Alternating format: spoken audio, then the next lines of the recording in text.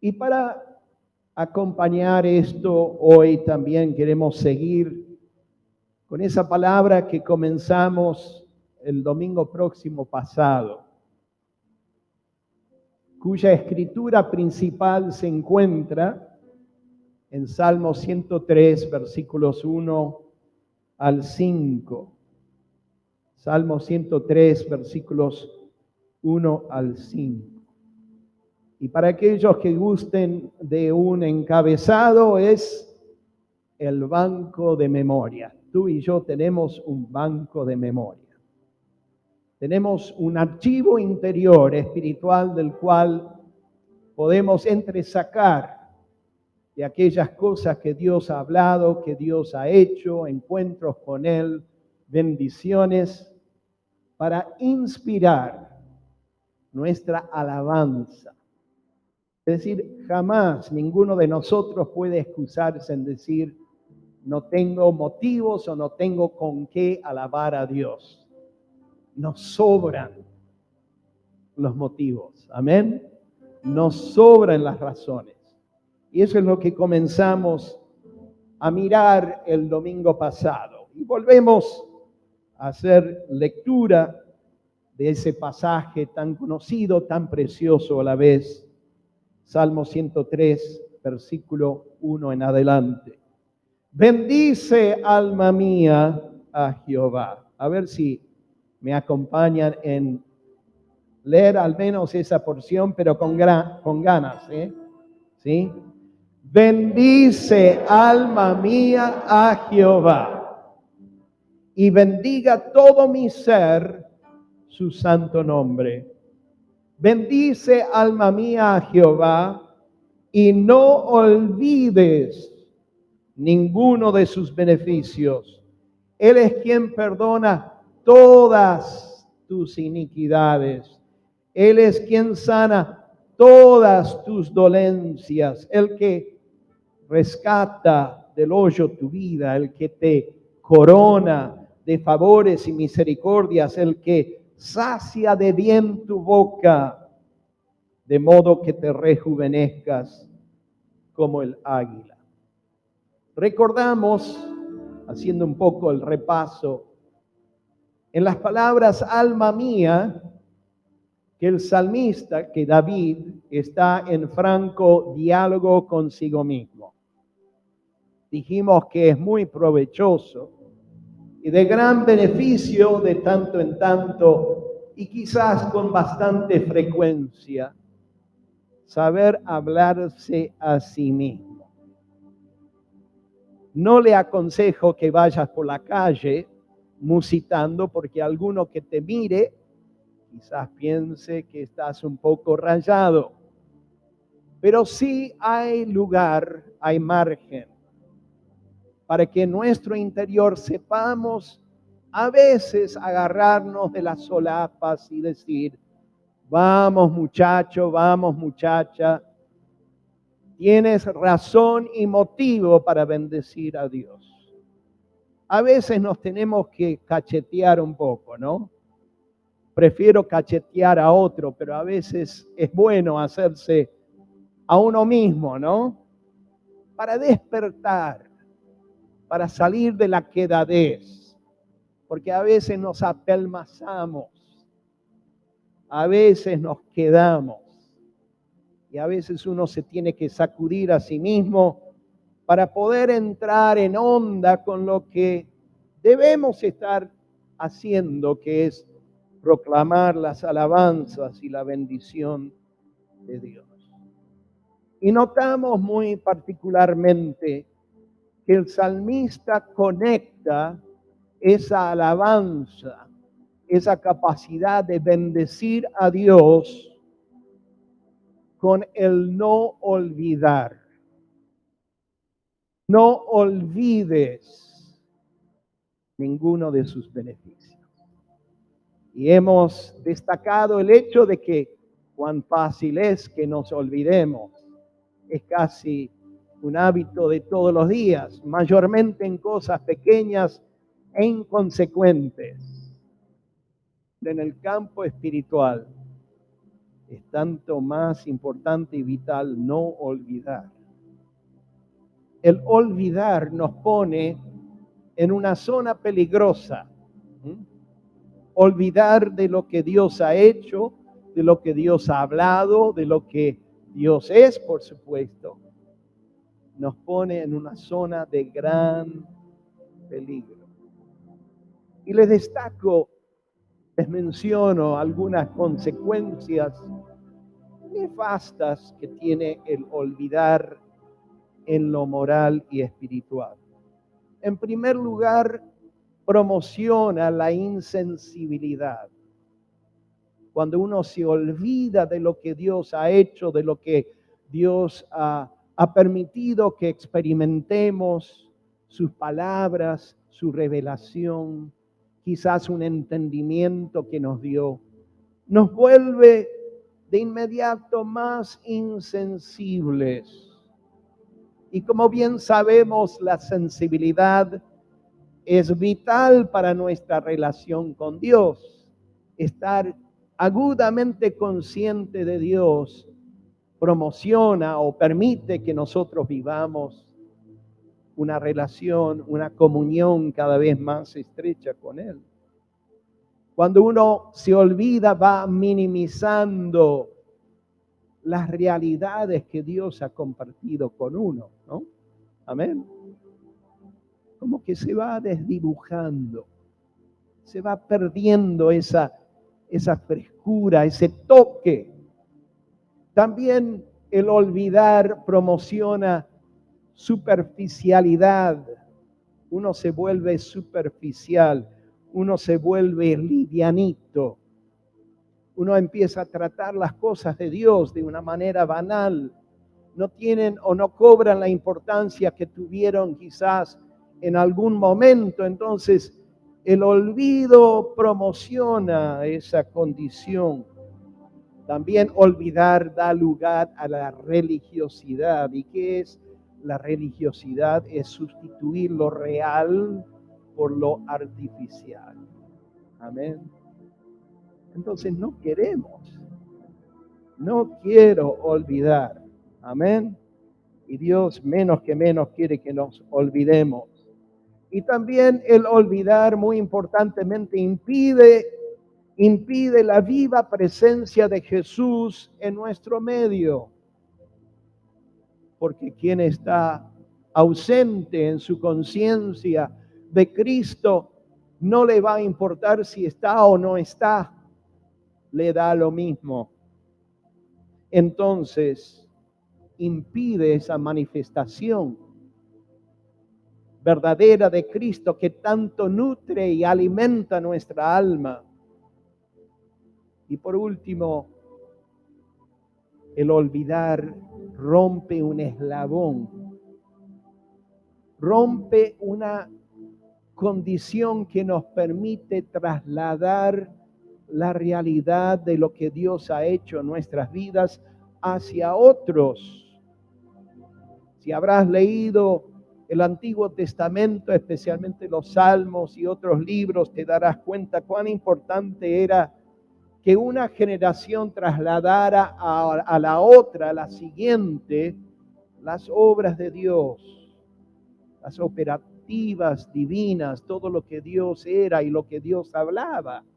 Dependía sobre que esa generación no se olvidara de modo tal que pudiera comunicar esa misma realidad vivida a los que la seguían. Amén. Entonces, suficiente nos da esta pauta para entender cuán vital, cuán importante es no olvidar. Todos los días debemos hacernos acuerdo de traer a la memoria lo que Dios ha hecho en nuestras vidas. Entonces, bien remarcamos, como hicimos el domingo pasado, no debo olvidar ninguno de sus beneficios. Porque si comienzo a olvidar los beneficios, también me voy a olvidar del benefactor. ¿Mm? Y siempre por encima de las cosas que Dios hace, está Él, está su persona. Pero si me olvido de lo que Él ha hecho, las bendiciones, los beneficios que Él ha compartido conmigo, muy fácilmente también voy a olvidar al gran dador de toda esa gracia en mi vida. No olvides ninguno de sus beneficios. Y comenzamos a mirar que al menos en este pasaje hay 5 beneficios mencionados. No es una lista exhaustiva, es decir que, por supuesto, hay muchos más beneficios que seguramente no podríamos llegar a enumerar, pero al menos estos beneficios mencionados por David son cosas esenciales, cosas de las cuales no podemos ni nos conviene jamás olvidar. Porque sobre estos favores se cuelga la posibilidad de siempre verse inspirado para alabar a Dios. Siempre venir con algo fresco en mi corazón para ofrecerle en bendición, en honra a su nombre. Amén. Notamos también, ¿se acuerdan? Que esta expresión de alabanza o de reconocimiento está en el tiempo presente, ¿se acuerdan? No está diciendo meramente, tú fuiste el que me sanó, que me liberó, y todo lo demás, sino que lo pone en tiempo presente, el que sana todas mis dolencias, el que perdona, el que corona, el que sacia. ¿Y por qué es importante? Porque como resaltamos el domingo pasado, Dios está indicando que lo suyo no tiene fecha de vencimiento, es permanente. Si pensé que Dios colmó toda la capacidad que Él tenía para bendecirme, no entendí nada, porque todos los días está la propuesta divina de llenarme más y más de su gracia, de su persona, de la revelación de su capacidad. Y por ende es interminable entonces las razones que tengo para bendecirlo. Uno podría decir, bueno, ya hizo tanto por mí, pero también ya gasté la mención de todo lo que hizo. ¿Qué hago hoy? Él es quien perdona todas tus iniquidades. Él es quien sana hoy todas tus dolencias. Él es quien corona hoy tu vida de favores y de misericordia. Y eso hace que se reinicie un nuevo ciclo, una nueva inspiración de alabanza. Amén. Así que hoy vamos a la consideración del tercer beneficio. Ya vimos, Él es quien perdona todas tus iniquidades, Él es quien sana todas tus dolencias. Y vemos en el versículo 4, la primera parte, dice así: el que rescata del hoyo, el que rescata del hoyo tu vida. Es decir, que la metáfora es muy clara. Hay hoyos, hay fosas, hay pozos. Y tenemos una clara tendencia a caer en pozos. Pozos de todo tipo, ¿no? ¿Quién no ha caído en algún pozo anímico, espiritual, emocional, pecaminoso alguna vez? A ver, dije, ¿quién no? Madre mía, entonces tengo que cambiar de congregación, ya ustedes llegaron al cielo. Se ve como me están escuchando, ¿eh?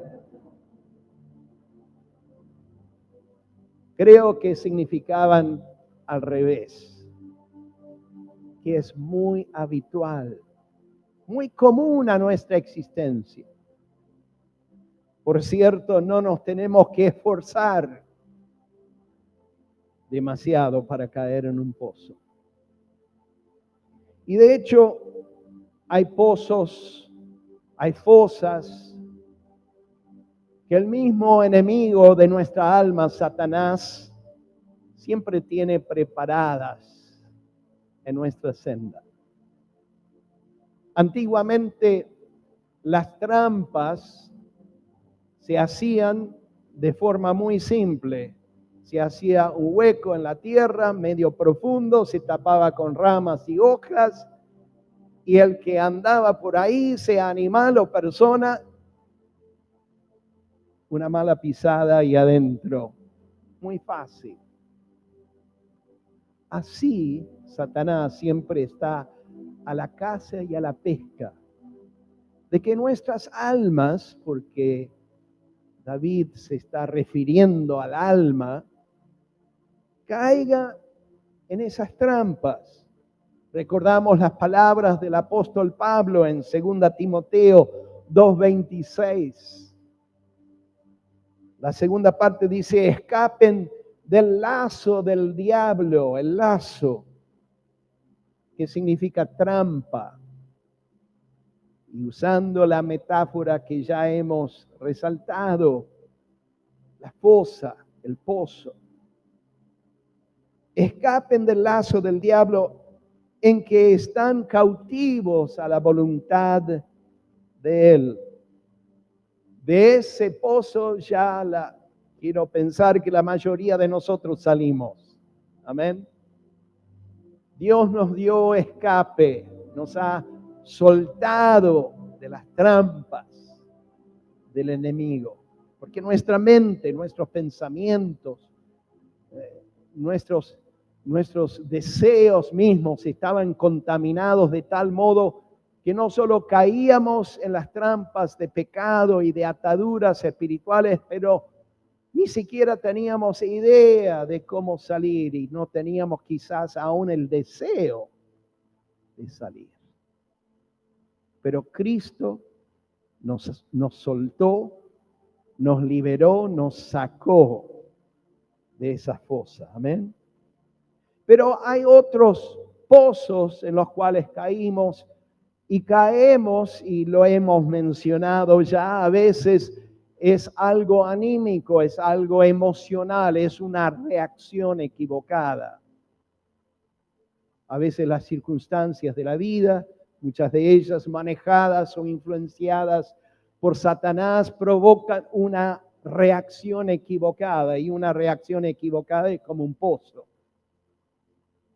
Muchas veces tras ello va el desánimo, va el temor, va la condenación. ¿Estoy hablando en griego o en español? En español, ¿no? Entendemos por qué nos pasa.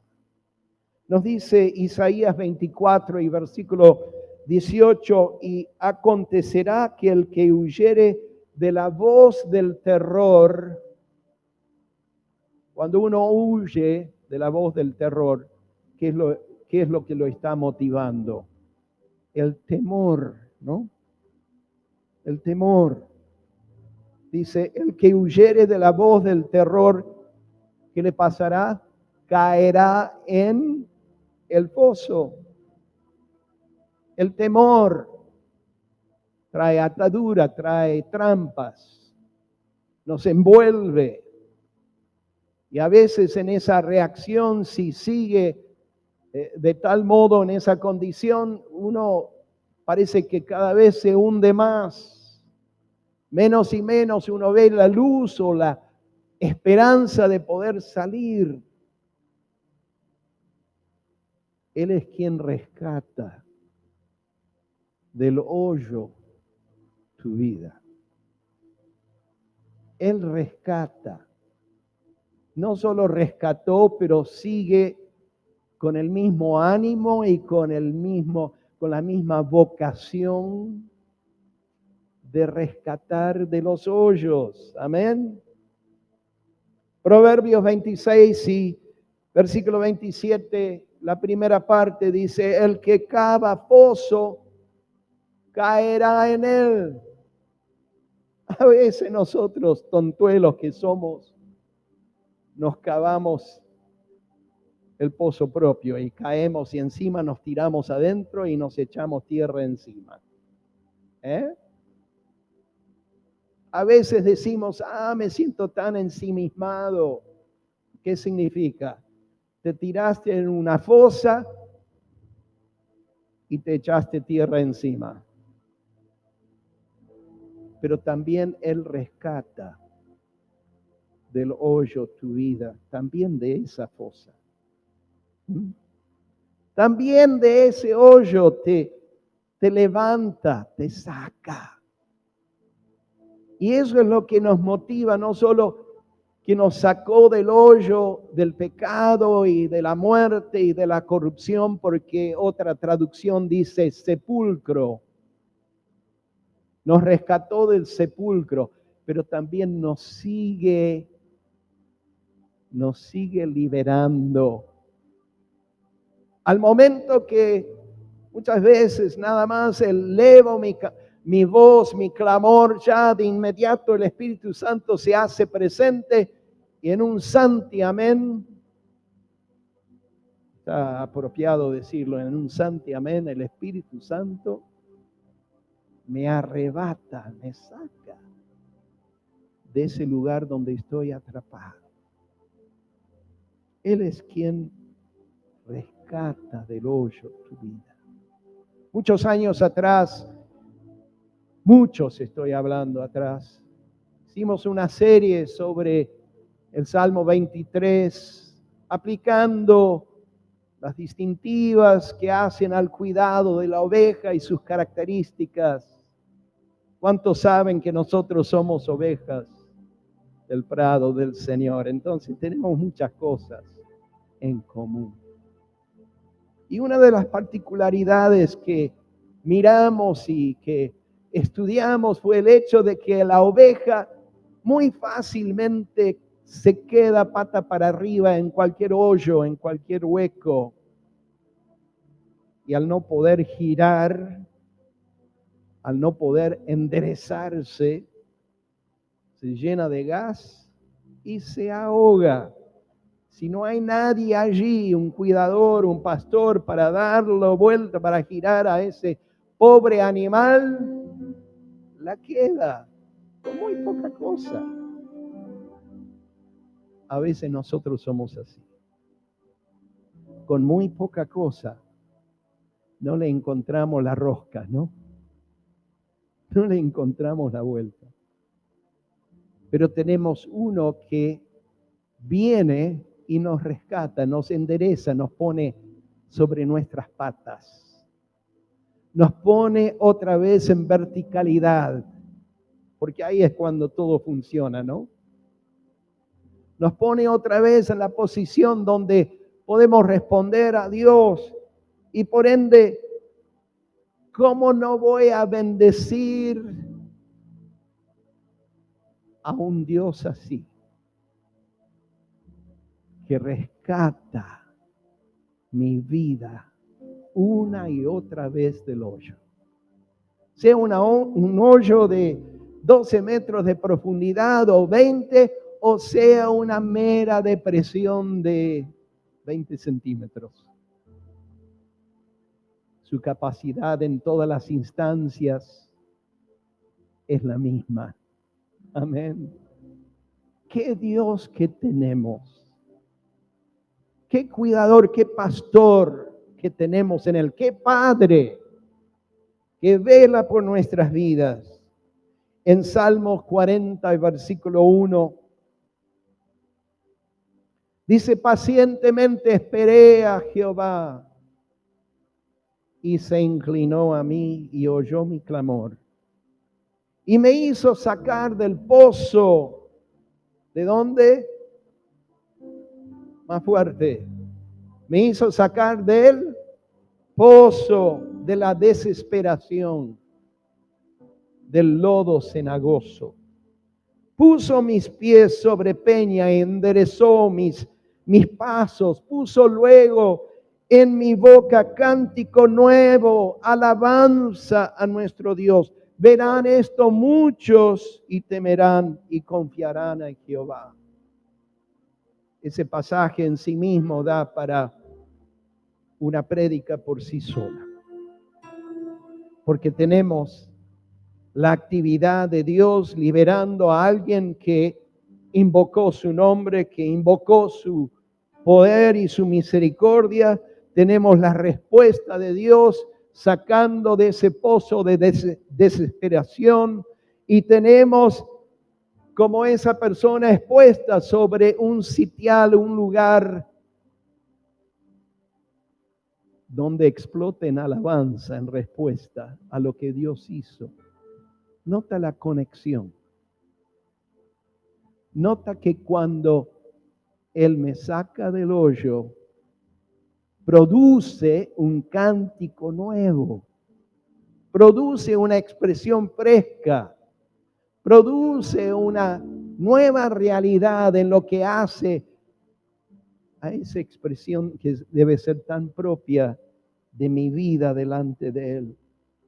Puso en mi boca cántico nuevo. Y notamos también en la última parte de esa porción: verán esto muchos y temerán y confiarán en Jehová. Es decir, viendo el ejemplo, escuchando lo que Dios ha hecho, viendo ese cambio radical del pozo a la roca, se animan a decir: entonces es un Dios al cual yo también quiero servir y quiero conocer. Amén. Gloria a Dios. Posiblemente recordemos aquellos que estuvieron presentes en la conferencia de Orlando del año 2013 y aquellos que presenciaron quizás, aunque era bastante deficiente la transmisión, quizás recuerden que el tópico principal de esa conferencia fue en base al profeta Zacarías, capítulo 9 y versículo 11. Y no voy a dar toda la serie, solo mencionar nada más la idea. Zacarías 9:11 dice: y tú también, por la sangre de tu pacto serás salva, hablando en cuanto a un remanente, al pueblo de Dios, a esa parte del pueblo de Dios que estaba en cautiverio. Yo he sacado tus presos de la cisterna en que no hay agua. Cuando caemos en el pozo, cuando caemos en la fosa, es un lugar de sequedad, es un lugar carente de vida muchas veces.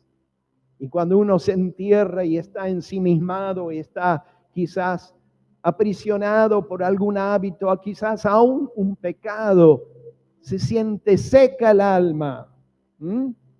Se siente como que nos falta todo.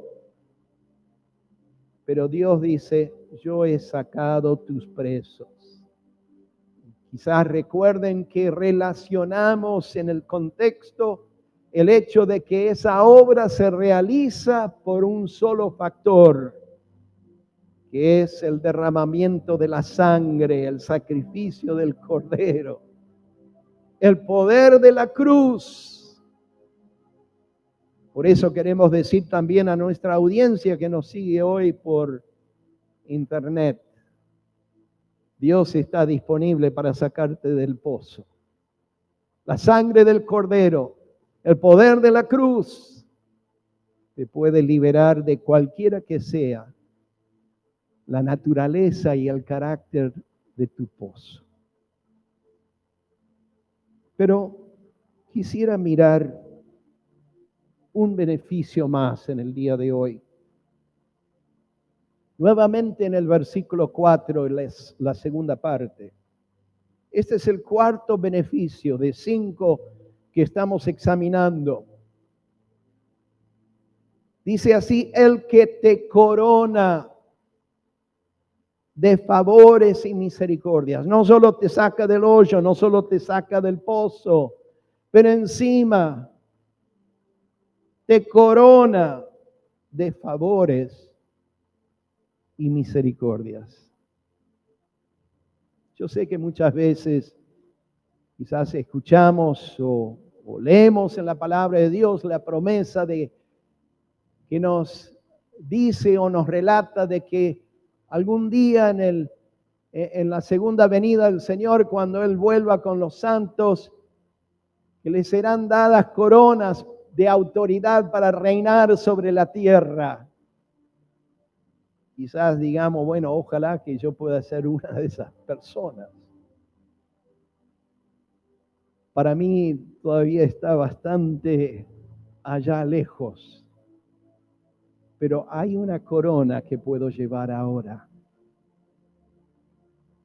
La corona de misericordia.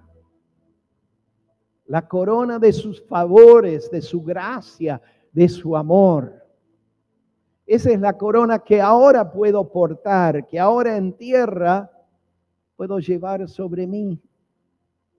No es para presumir, porque la corona de misericordia es justamente porque la persona quien porte esa corona está demostrando y mostrando que necesitaba de la gracia divina. Así que no es presumida esa persona.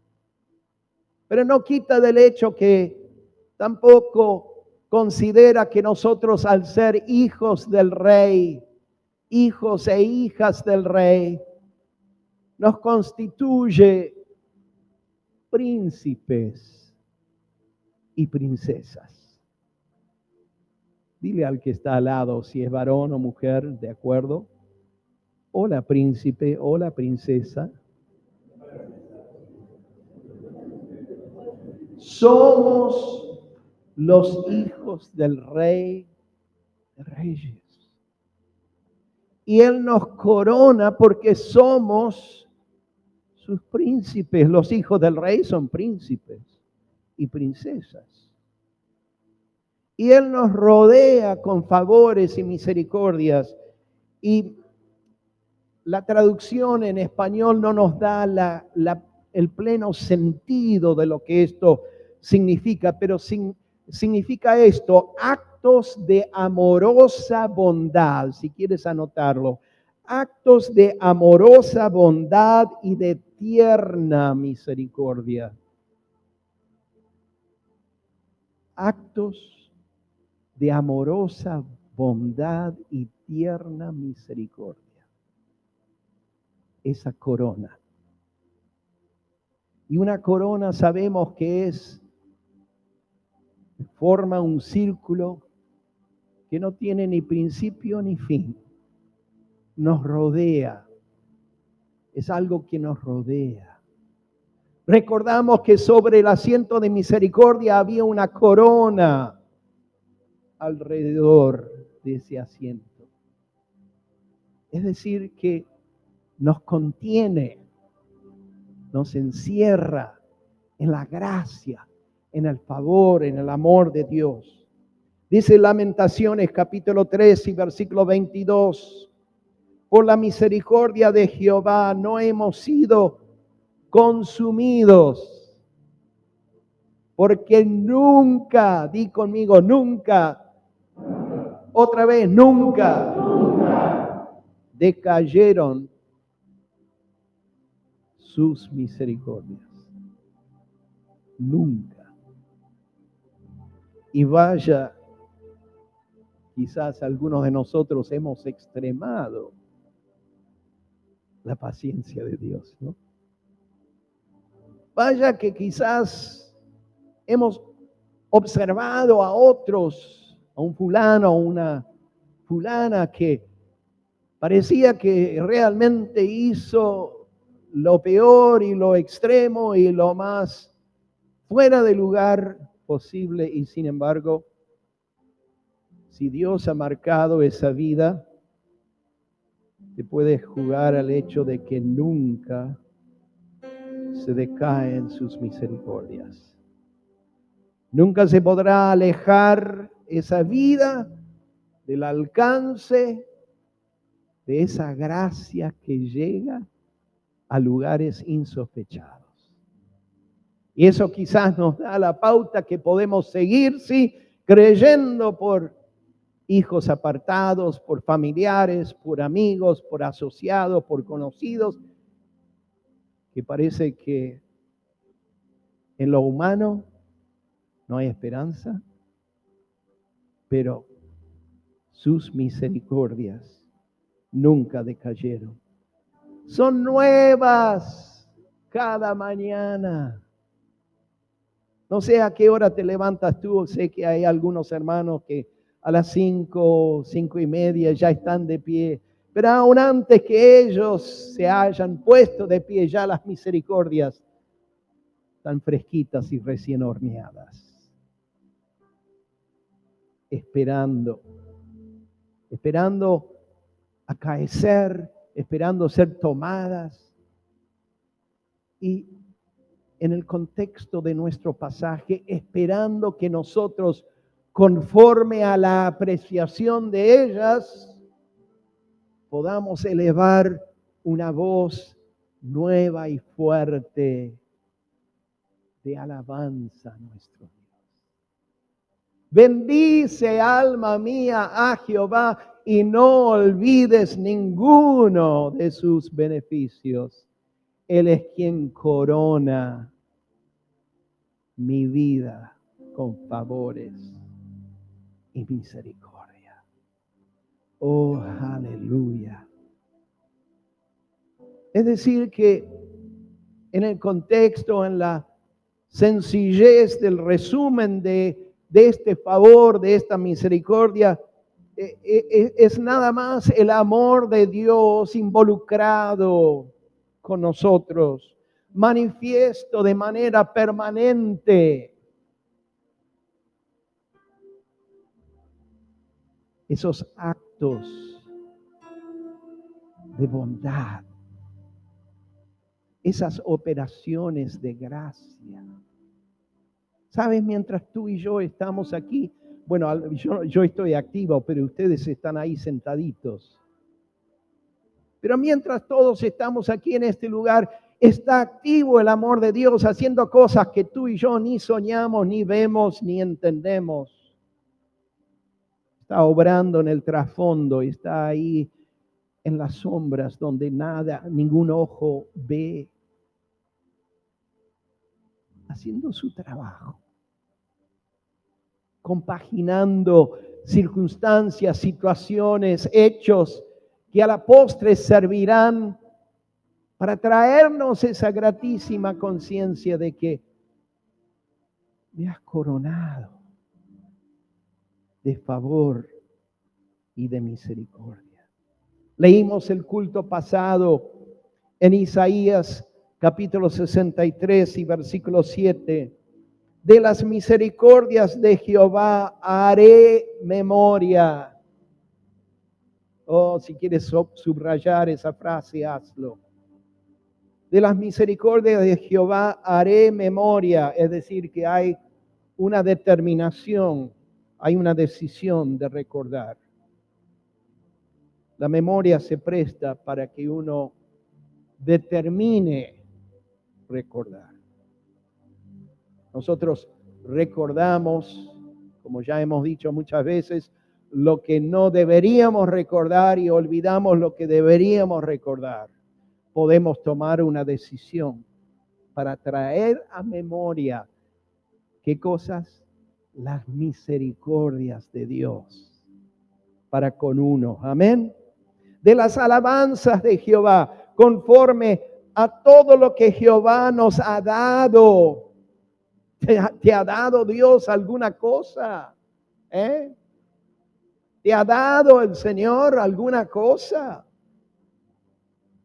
y de la grandeza, ¿de qué? De sus beneficios hacia la casa de Israel, que les ha hecho según sus misericordias y según la multitud de sus piedades, que es simplemente otra forma de hablar de la gracia, de la misericordia, del amor de Dios.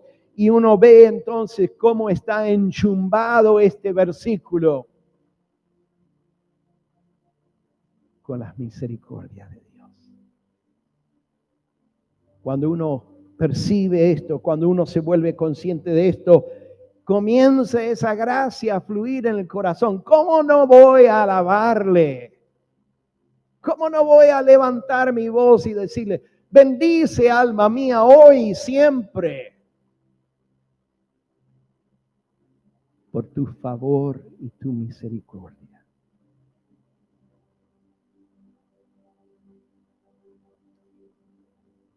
Una referencia tenemos en Primera de Pedro, capítulo 4 y versículo 10.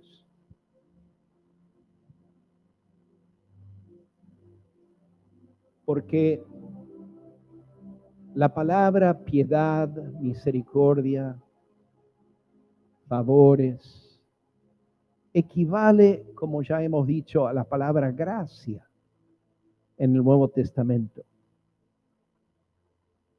En la segunda parte dice esta corta frase. Primero de Pedro 4:10, la multiforme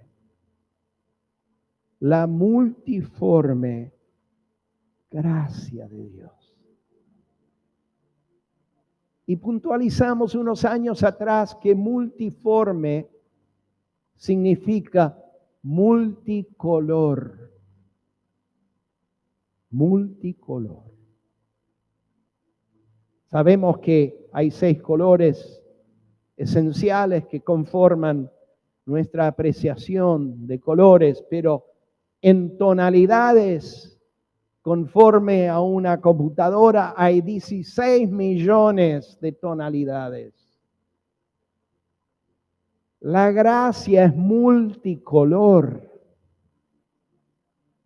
Por donde la mires, vas a encontrar una nueva tonalidad del amor de Dios hacia ti.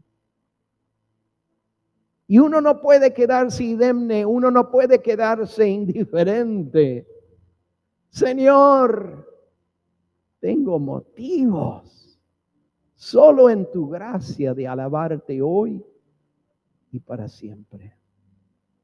Rápidamente Apocalipsis 4:3 dice, y el aspecto del que estaba sentado era semejante a piedra de jaspe y de cornalina, y había alrededor del trono un arco iris. Hay una comunidad que nos quiso robar la metáfora, ¿no? Pero esto es el símbolo de la gracia. ¿Cómo estaba alrededor del trono? ¿Qué significa eso para ti y mí en términos prácticos? Que si yo me acerco al trono, ¿con qué me voy a encontrar? Con la multiforme, multicolor gracia de Dios. Es imposible. Por eso lo llama el apóstol Pablo al trono de la gracia, porque está rodeado con la expresión de esa misericordia, de ese dar del corazón de Dios, y que tanto nos toca y nos pega a cada uno de nosotros. ¿Cómo no voy a bendecirlo? Amén. ¿Cómo no voy a alabarle? Por favor.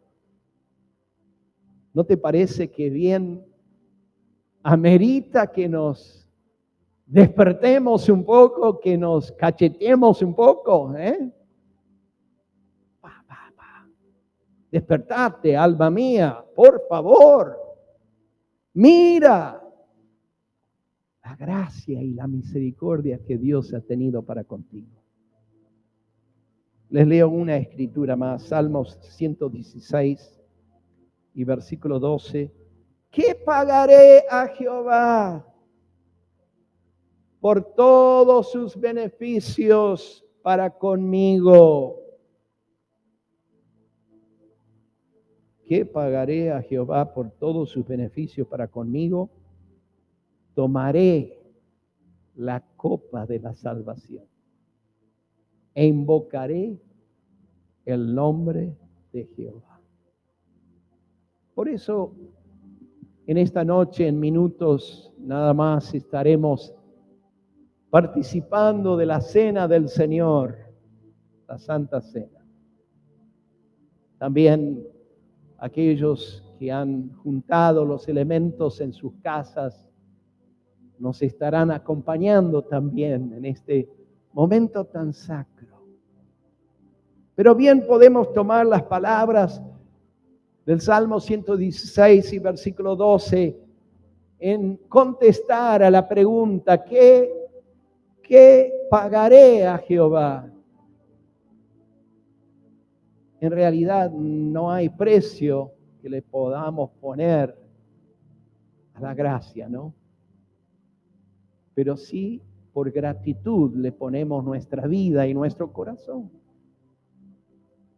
Pero también tomar la copa. Qué linda metáfora que podemos aplicar a la cena del Señor, ¿no?